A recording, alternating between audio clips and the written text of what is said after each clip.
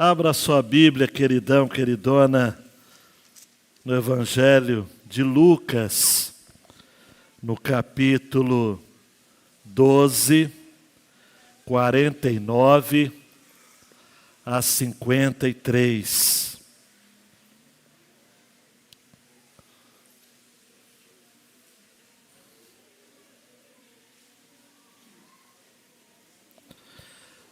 Você que esteve na última quinta-feira, assistiu a primeira mensagem da série sobre Simão o Zelote, que eu tenho chamado de Simão o Zeloso. Aí você deve estar pensando, poxa, mas já a parte 2 e não foi gravada por razões que eu já lhes adiantei. E não vai dar para eu repetir muita coisa que eu disse, né? Mas no geral, queridão e queridona, nós estamos no antepenúltimo dos discípulos de Jesus, que nós vamos estar trabalhando nessa série de mensagens.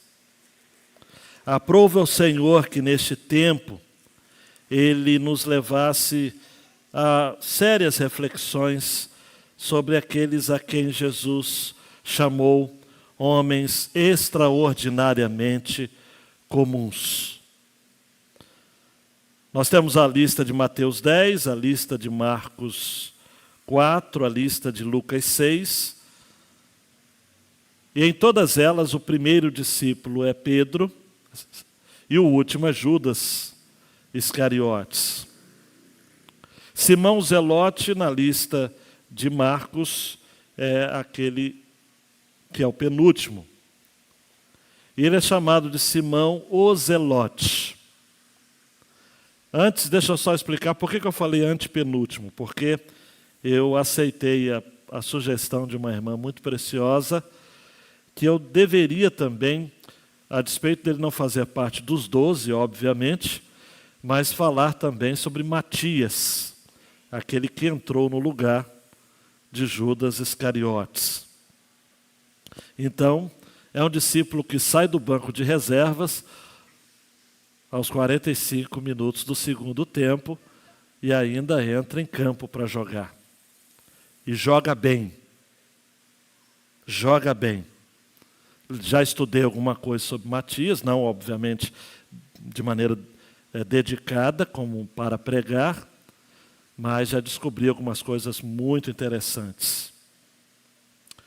Simão o Zelote era caracterizado por uma devoção estrita e exclusiva pelo Senhor e pela lei do Senhor. Ele era zeloso pela lei do Senhor. Ele cria na literalidade, fazia parte de um grupo, obviamente, de um partido religioso, assim como os fariseus, os essênios, os saduceus, os herodianos. Os zelotes estavam à direita ainda dos fariseus. Eram extremados. Eram literalistas na observância da lei, de tal modo que não admitiam, por exemplo, que os hebreus pagassem impostos a Roma. Eles não aceitavam de maneira alguma a dominação de Roma. E queriam, de certo modo, promover determinadas guerrilhas, determinadas ações, para expulsar os romanos da terra. Eles eram também chamados sicários, daí que vem o termo sica, que era um punhal, que muitos deles carregavam guardados junto de si, e quando havia aglomerações, eles costumavam usar aqueles punhais em relação aos seus inimigos romanos.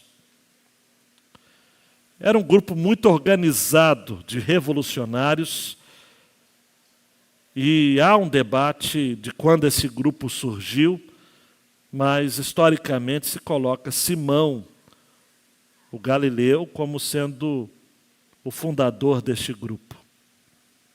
Quando Lucas Atos, por exemplo, foi escrito, este termo zelote já era um título muito conhecido entre eles. Em Mateus e Marcos,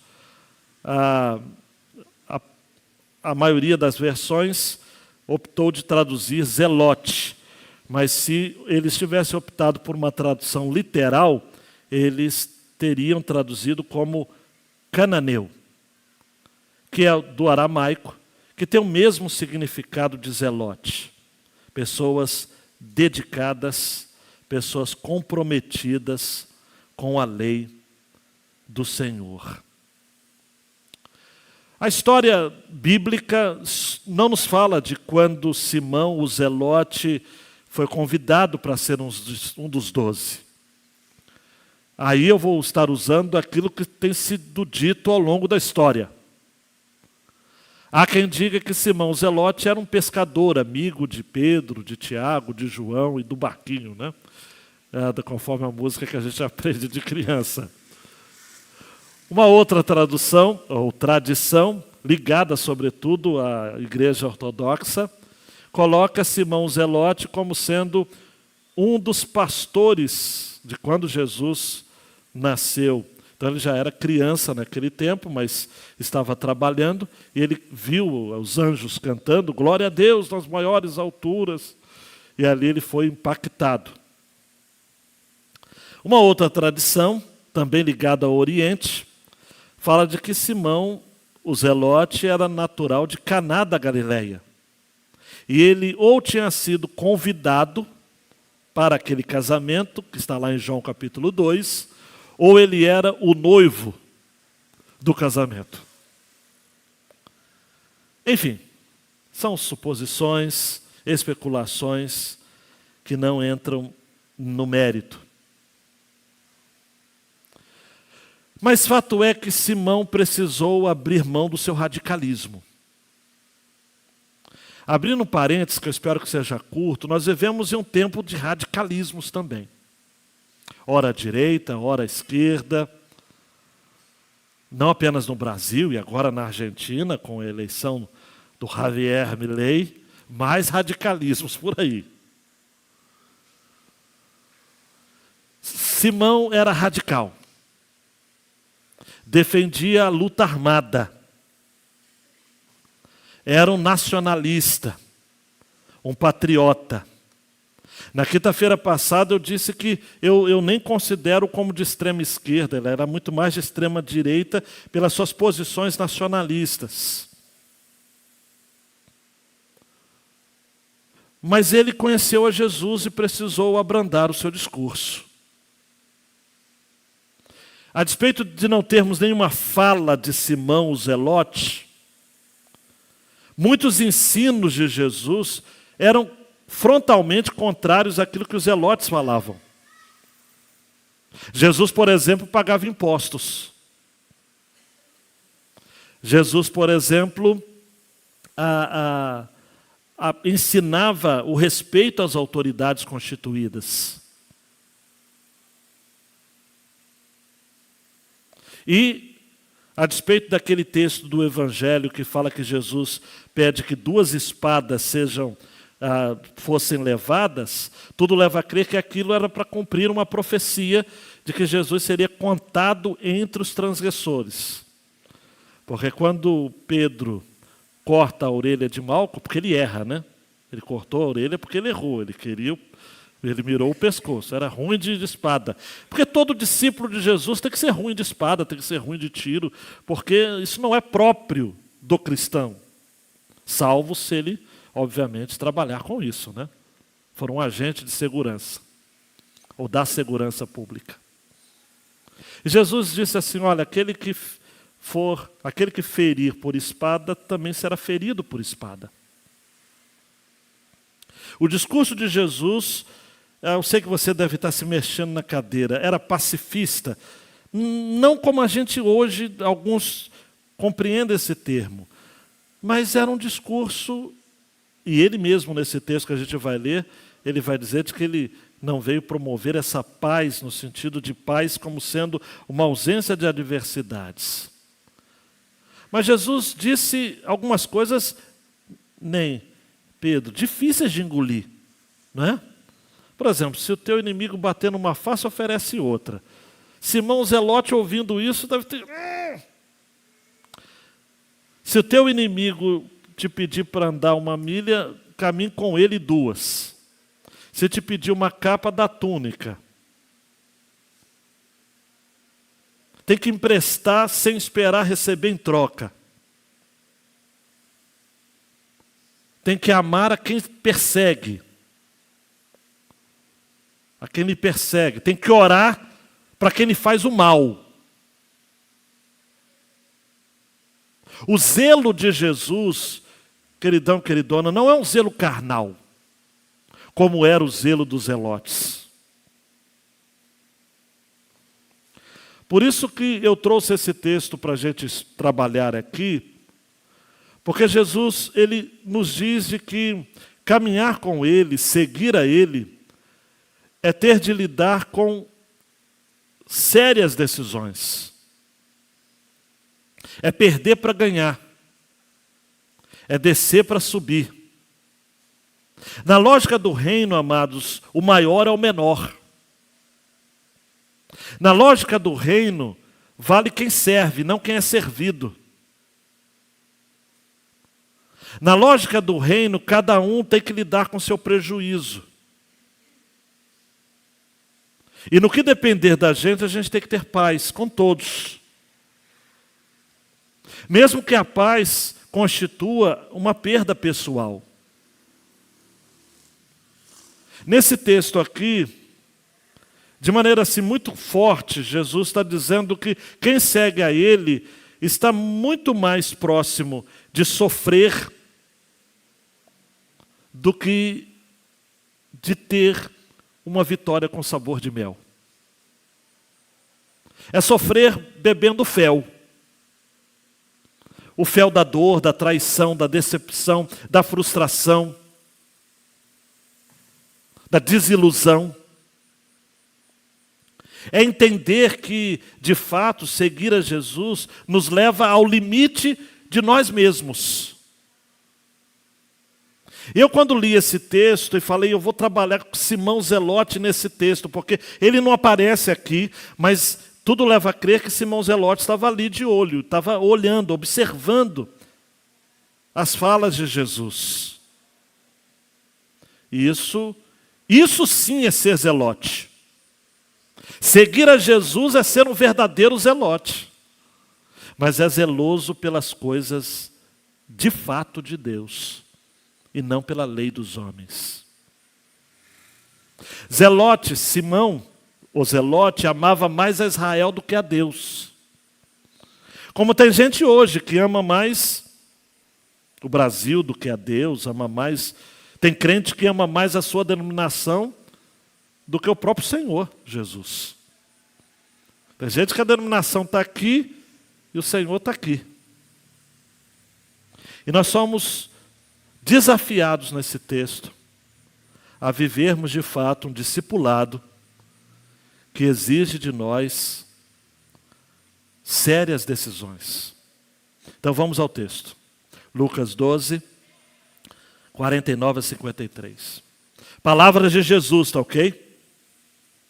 Se prepara aí. Eu vim para lançar fogo sobre a terra. Ih, meu Deus, por isso está calor. E bem que eu gostaria que já estivesse aceso. Mas existe um batismo pelo qual tenho de passar. Jesus disse, tenho de passar. E como me angustio até que o mesmo se cumpra. Tem gente que acha que Jesus foi para a cruz como se estivesse indo para um passeio, um piquenique gospel. Não, ele está dizendo aqui, eu me angustio. Tá? Vocês pensam que eu vim para dar paz à terra?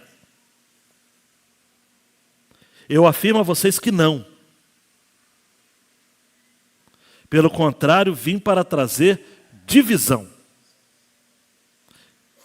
E aí você tem que se preparar, porque você vai ouvir agora o evangelho nu e cru. Porque daqui em diante, Jesus está dizendo, estarão 5 divididos numa casa, 3 contra 2 e 2 contra 3. Estarão divididos pai contra filho, filho contra pai, mãe contra filha, filha contra mãe, sogra contra nora e nora contra sogra.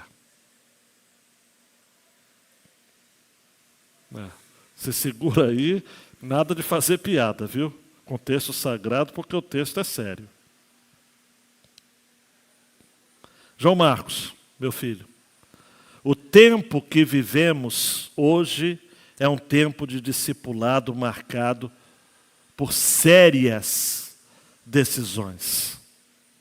Tem gente que acha que a maior decisão é se vai batizar ou não, é se vai participar de um ministério ou não, se vai casar ou não. É uma decisão importante. Se vai ter filho ou não, é uma outra decisão importante. Se você vai para a faculdade A ou B, é uma severa decisão. Mas essas não são párias ou pários para a decisão maior. Você está disposto a seguir a Jesus com todas as implicações relacionadas a isso?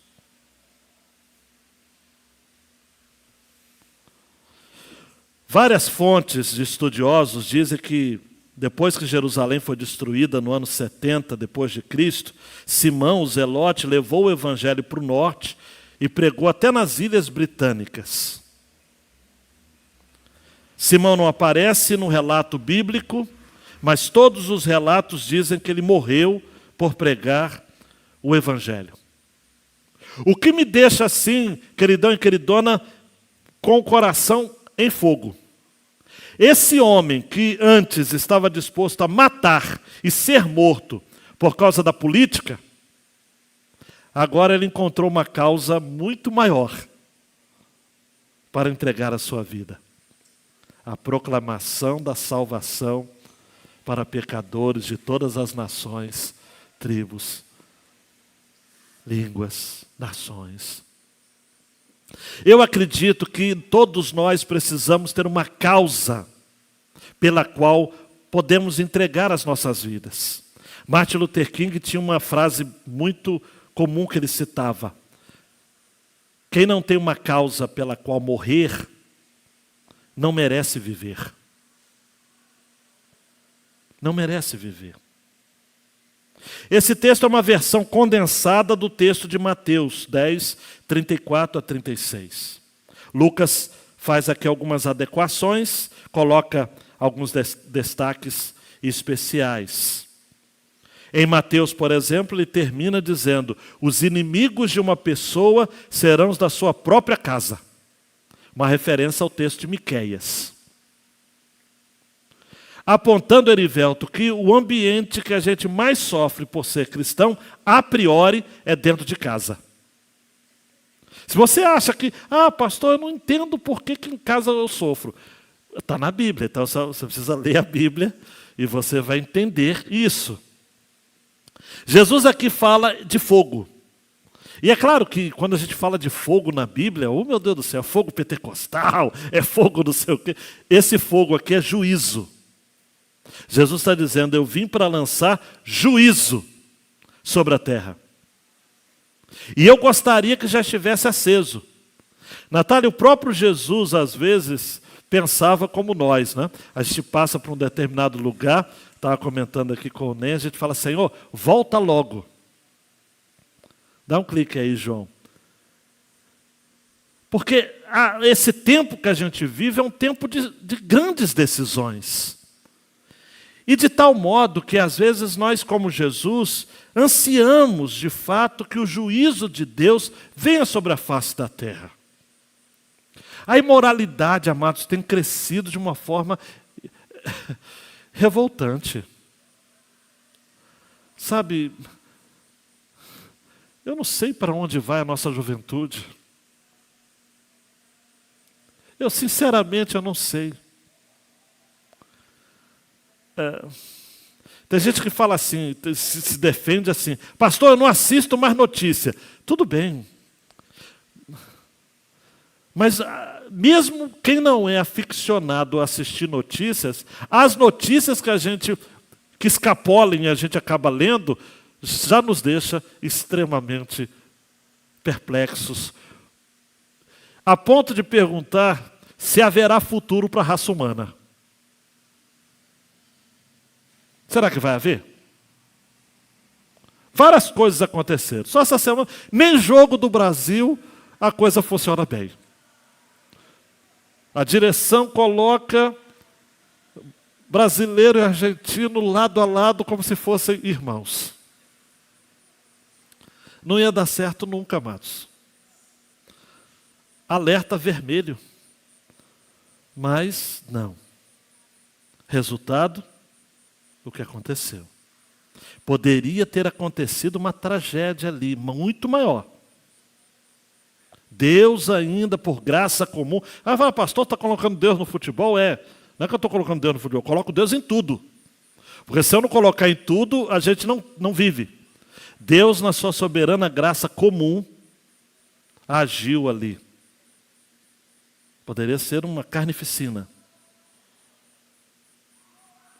Fato é, queridão e queridona, de que o fogo de Deus está por vir sobre a terra. O juízo de Deus não tarda e nem falha. Chegará o tempo, amados. Mateus 7,19 diz: toda árvore que não produz bom fruto é cortada e jogada no fogo. Em Lucas 3,16 e 17, João disse: eu, na verdade, batizo vocês com água. João Batista, né? Mas vem aquele que é mais poderoso do que eu, do qual não sou digno de desamarrar as correias das suas sandálias. Ele os batizará com o Espírito Santo e com fogo. Ele tem a pá nas suas mãos para limpar a eira. Imagina o que é isso. A pá é para limpar o campo da colheita. E recolher o trigo no celeiro. Essa expressão é expressão escatológica. É vinda de Jesus. Porém, queimará a palha num fogo que nunca se apaga. É um fogo sobrenatural, porque fogo uma hora acaba. Esse fogo nunca se acaba. Diga misericórdia. Misericórdia. Se você acha que está calor, que está quente, nem queira saber o que vem por aí. Jesus aproveita e fala, além do fogo, fala do batismo que ele teria de passar. Ele fala, existe um batismo pelo qual tenho de passar. A cruz, amado, Jesus não foi para a cruz molenga, hesitante. Jesus não foi para a cruz dizendo, poxa vida, não tem jeito mesmo. Não, ele diz, eu tenho de passar, Adonias, eu tenho de passar. Aí você está pensando, mas isso é só Jesus. Não, eu e você também temos um batismo que temos de passar. Quando em Marcos 10, 38 e 39, Tiago e João disseram que poderiam beber o cálice e receber o batismo, o que Jesus disse? Vocês beberão o cálice e receberão o batismo com que sou batizado. Então, se Tiago e João vão receber, o João e a Lúcia também vão. Vale para nós. Eu não sei. Mas as profecias precisam se cumprir. Nós vamos ser provados. Alguns dos nossos serão levados aos tribunais, amados.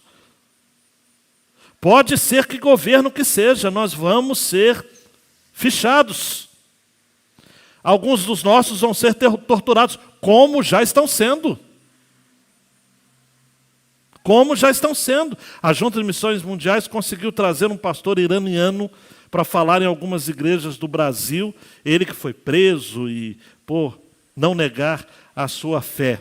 É uma pena que da disputa de igrejas, um homem só, obviamente, talvez a gente assista aí online em algum lugar, mas é para ver, há perseguição no Irã, há perseguição na Nigéria, há perseguição no Sudão, há perseguição na Colômbia, há perseguição. E a opressão. Mas você acha que estes, na Coreia do Norte, você acha que o que é isso? É o batismo pelo qual eles têm que passar. Os cristãos perseguidos, eles não pedem oração para acabar a perseguição. Eles pedem para que eles sejam fortes o bastante para resistirem, porque eles entendem que é o batismo pelo qual eles têm que passar. O problema é que nós aqui no Brasil achamos que tudo é festa. Tudo está na hora de sair do chão e a gente acha que a coisa é bonita, que é só festa. Mas não, existe um batismo para ser batizado e existe um cálice que a gente tem que tomar. Que é o mesmo cálice de Jesus e que é o mesmo batismo de Jesus. Acontece que pouca gente prega isso. Esse batismo é o batismo de dor. É o batismo de sofrimento. E você ainda deve ficar feliz, como os cristãos em Atos, que julgavam ser dignos, se alegravam pelo fato de terem sido considerados dignos de sofrer afrontas por causa de Cristo e do Evangelho. Então, amados,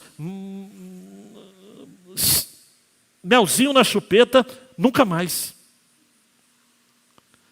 Água e sombra fresca, nunca mais. Batismo de dor. Cálice de sofrimento. Você vai ser achincalhado, afrontado, demitido, vai passar por necessidades. Irmãos da igreja vão precisar lhe ajudar, lhe suprir.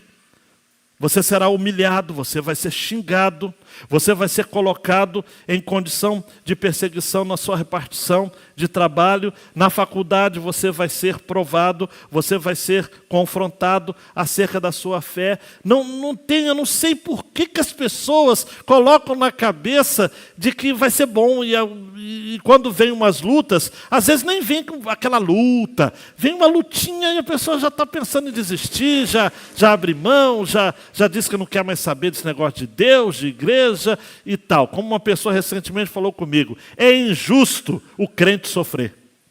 Eu falei, mas Paulo sofreu. Ele falou, é injusto. Aí eu pensei que, vou apelar, Jesus sofreu. Ele falou, aí que é injusto.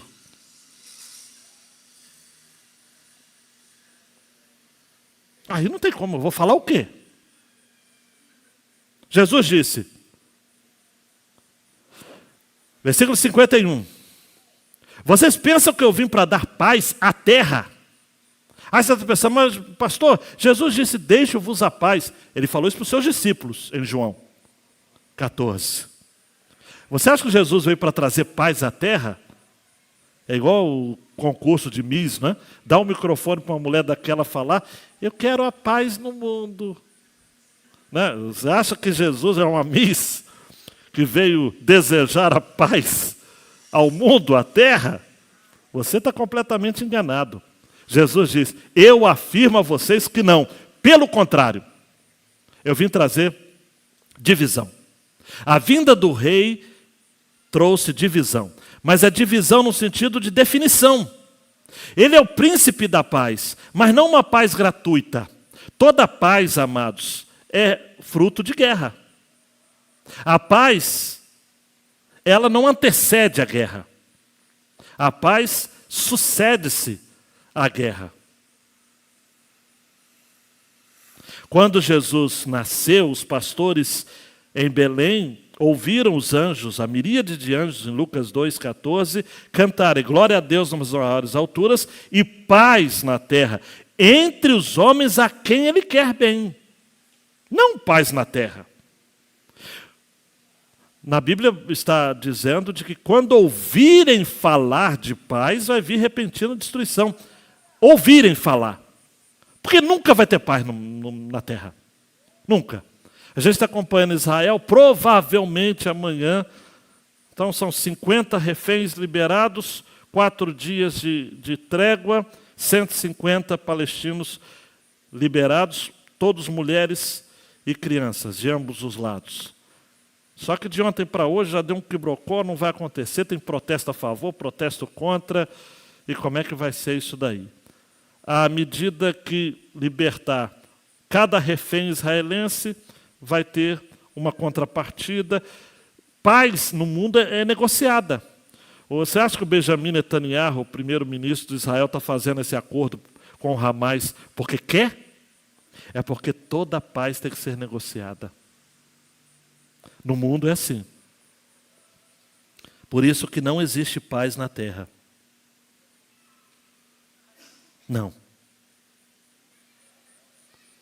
Jeremias 6,14, o profeta diz: curam superficialmente a ferida do meu povo, dizendo paz, paz, quando não há paz. Jesus veio trazer, amados, uma divisão, uma dissensão no mundo.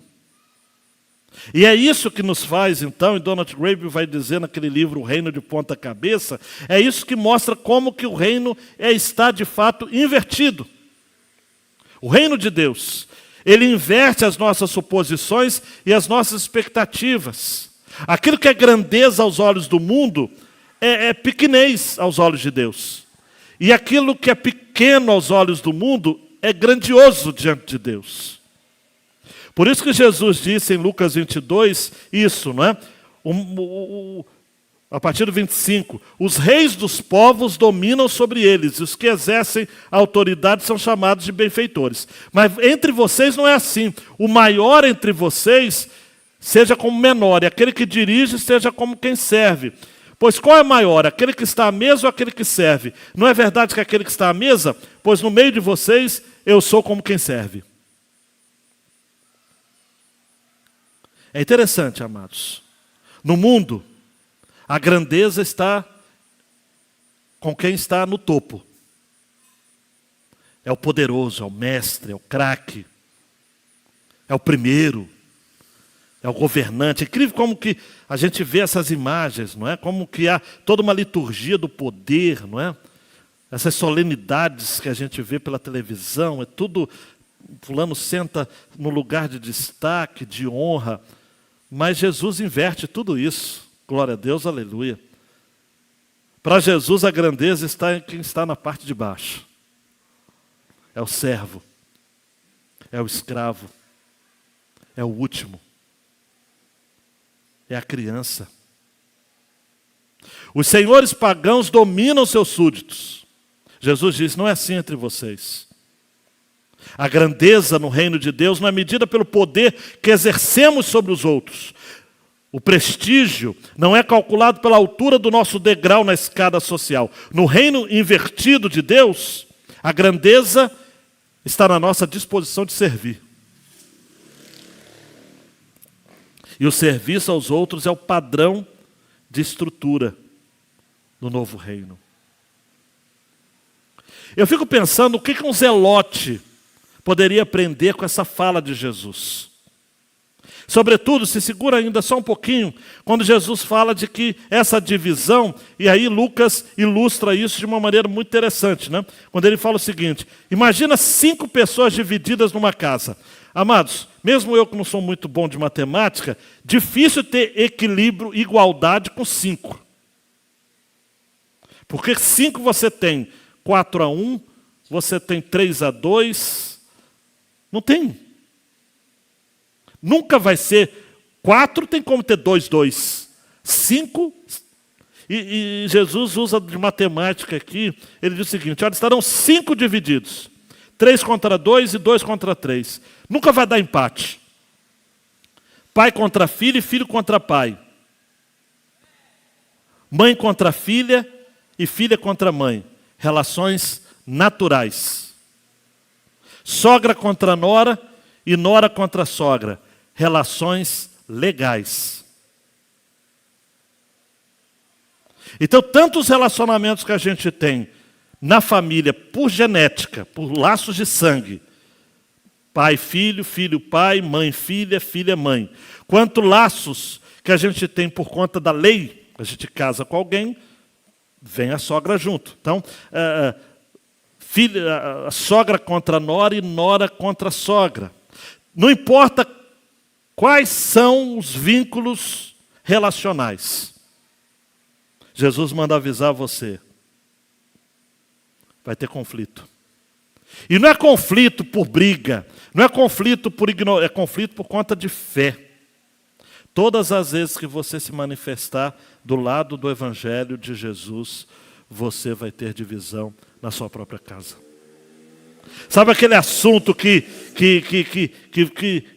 causa que amarga o pirão do peixe no almoço de domingo? Aquele assunto que destempera o feijão? Aquele assunto que queima a carne? Aquele assunto que é difícil de engolir. Jesus diz, olha, é inevitável. Porque é 2 contra 3. É 3 contra 2. Paulo vai dizer a Timóteo, na segunda carta de Timóteo, né? Todos os que querem viver piamente padecerão perseguições.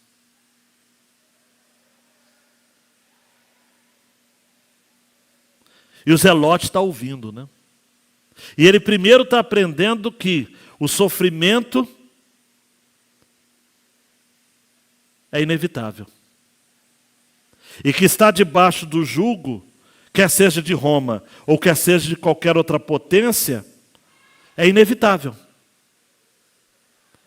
E não é porque Deus é a favor da tirania. Não é que Deus é contra a independência de uma determinada nação. Graças a Deus, o Brasil é um país independente.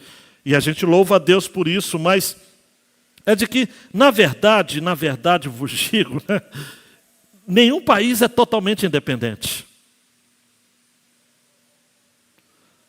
Não tem. O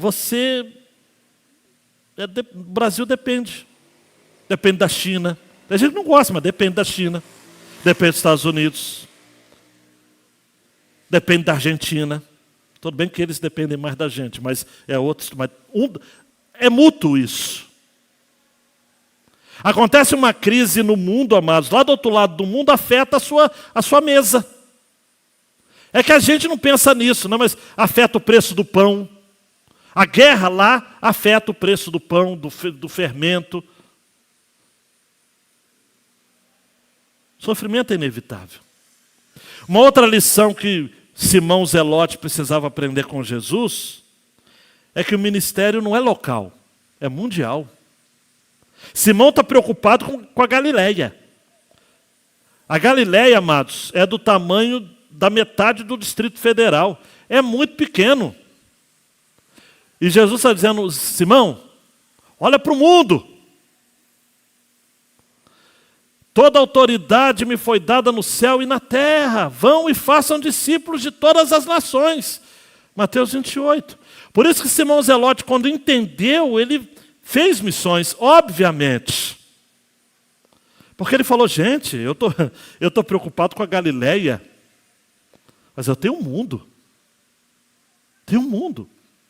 Mas todo cristão deveria ter um mapa mundi no seu quarto de oração. Porque a gente fica muito preocupado com a Japuíba, a gente fica muito preocupado com a falta d'água na banqueta, a gente fica muito preocupado com as coisinhas que são importantes, pelo amor de Deus. Mas nós temos que nos preocupar com o mundo, amados. Deus amou o mundo. Nós temos que nos preocupar com o mundo. Todo cristão tem que ser global. Ou tem gente que gosta de usar a expressão glocal, né? Tanto local quanto global. Mas Simão Zelote precisou aprender. Zelote, não é só a Galileia, não. É o mundo. Por isso que, verdade ou não, eu gosto de pensar que ele foi para as Ilhas Britânicas, né? Porque ele foi longe pra caramba. E terceira lição que eu imagino, amados, que Simão Zelote precisava aprender. Que não é por força nem por violência. Isso, para mim, é o mais taxativo. Não é ficar dando facada no outro. Não vou usar uma expressão que é grosseira, não é uma questão de tiro, de bomba.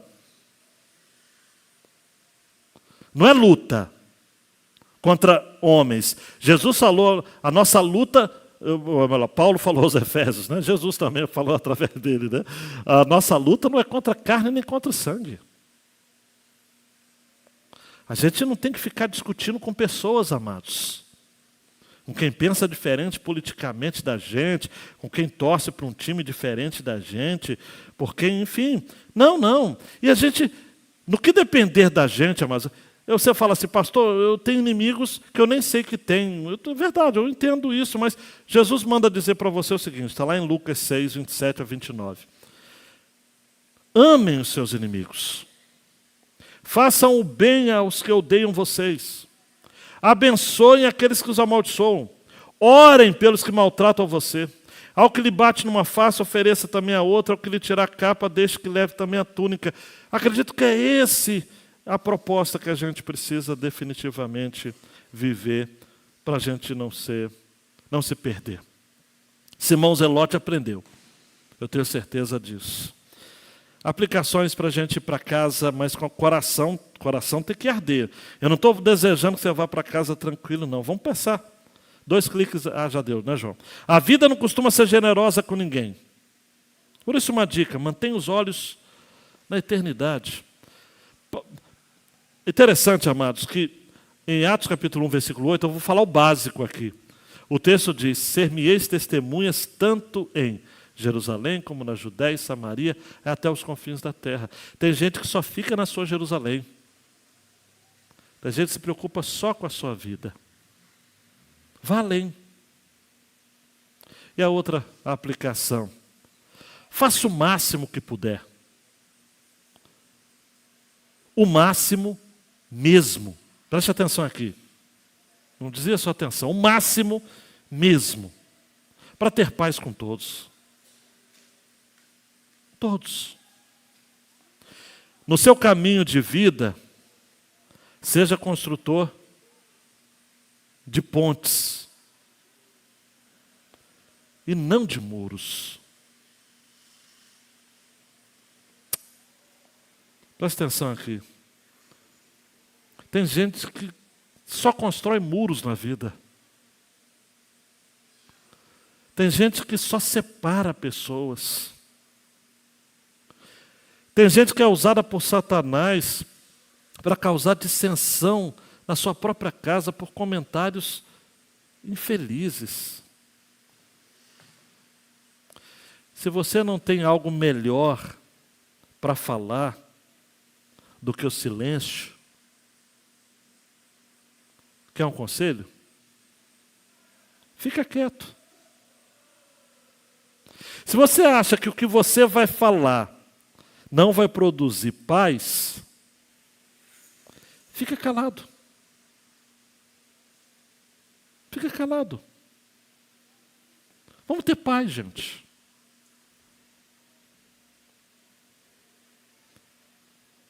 Vamos fazer com que o Salmo 85 se cumpra na nossa vida e na nossa família, né? A graça e a verdade se encontraram. E a justiça e a paz se beijaram.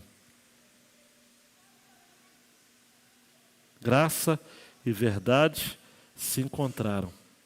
Justiça e a paz se beijaram.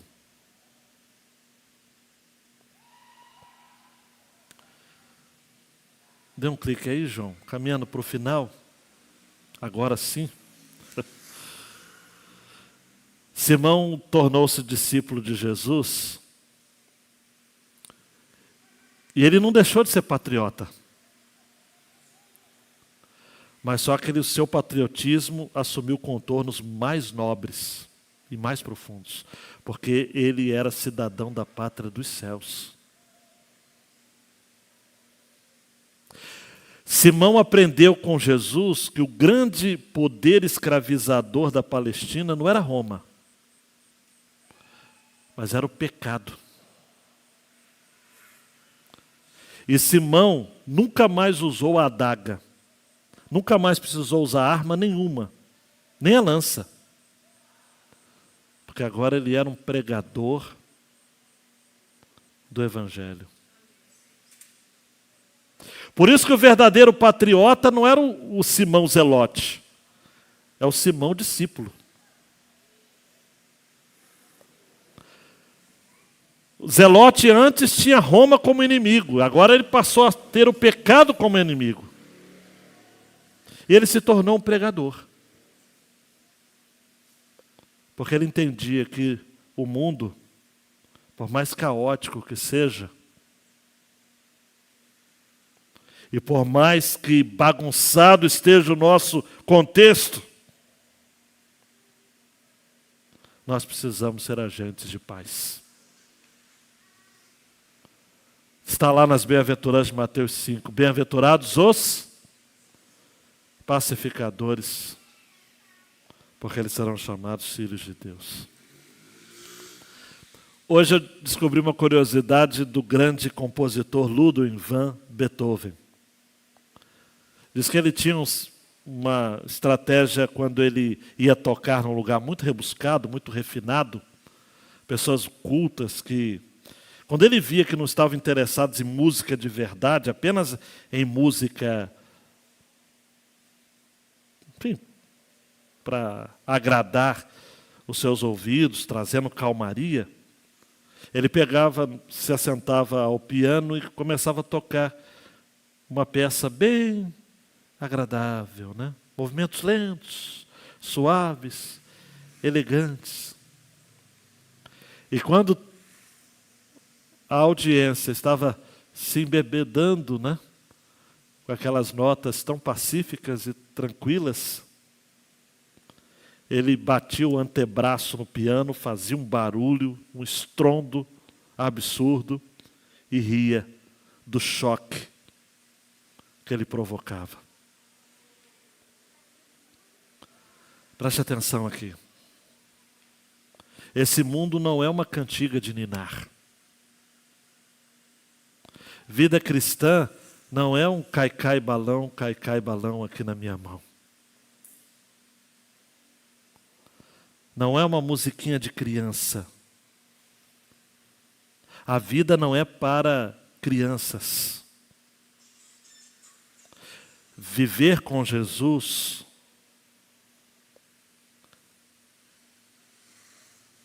é morrer.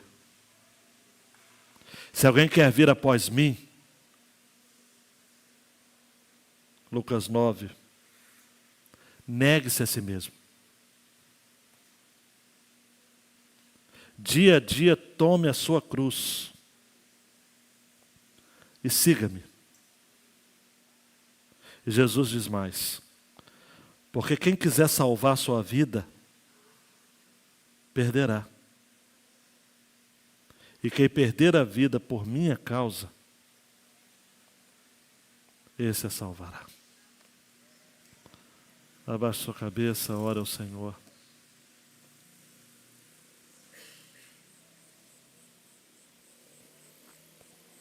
E reflita sobre essas verdades que você veio nesta noite para ouvir. Esse desafio que você veio receber do Senhor. Uma fala que muita gente não está disposta a ouvir. E de que muita gente também não está disposta a pregar. Tem muito Simão Zelote nos púlpitos das nossas igrejas. Gente zeloso pela denominação, zeloso pela doutrina, zeloso pelas regras parlamentares, zeloso pela moral e pelos bons costumes, pela família, pela política, majoritariamente nacionalista e patriótica. Mas nós não precisamos de zelotes nos púlpitos. Nós precisamos de gente parecida com Jesus. De gente que come com pecadores. De gente que ama os não amáveis. De gente que perdoa aqueles que lhe fazem mal. A igreja não precisa de pessoas armadas, mas de pessoas amadas. O Evangelho é assim. Simão Zelote aprendeu. E você? Está aprendendo? Deus, a tua palavra é essa. Não tem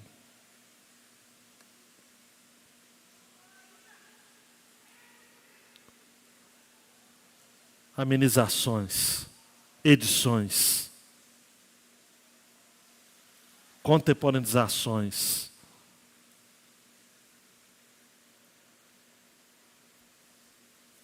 Seguir a Jesus é tomar sérias decisões.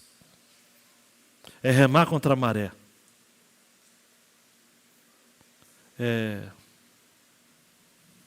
ser confrontado com a palavra.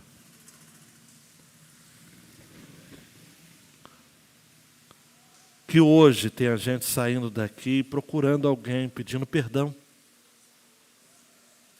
Que hoje tem alguém aqui dizendo, olha, eu não olhei para o seu lado, agora eu quero olhar. Que as pessoas se ajeitem, se acertem.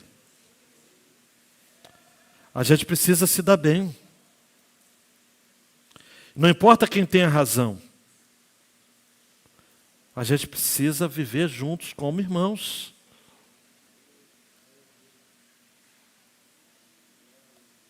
Faz algo, Deus, no nosso meio. Por favor. Muda, Senhor. Muda corações. Quebra corações.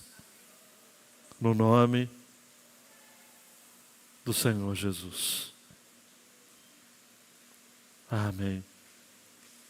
E amém.